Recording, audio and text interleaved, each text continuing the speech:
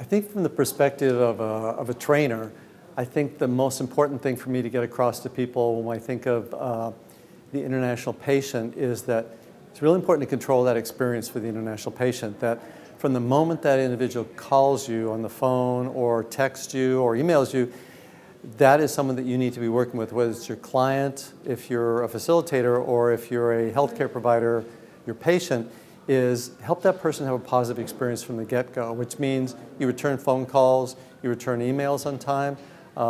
When the person actually comes to your city or your country, that you control the transportation experience, that you have your own driver, or there's some way that you know that it'll be a quality experience for that person.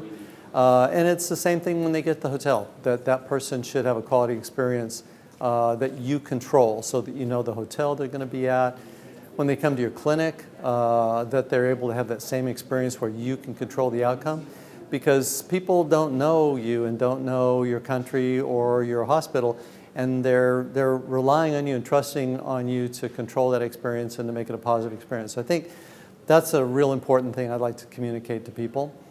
Also is, I think, treating people like their family or friends is really important, especially in some cultures. So making sure that when that person comes to your hospital or your clinic or your dental clinic, that they feel warm, they feel that they've been welcomed. And I think another thing is ask yourself as an organization, what is our welcoming initiative?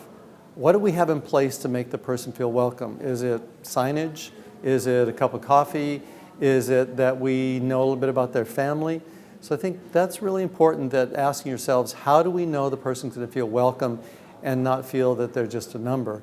Because people are coming to you and they trust you, and they trust that you know what you're doing, and they can trust your professionalism, whether you're a hotel or your dental office or your travel agent. That I think that's real important. So that's what I like to communicate.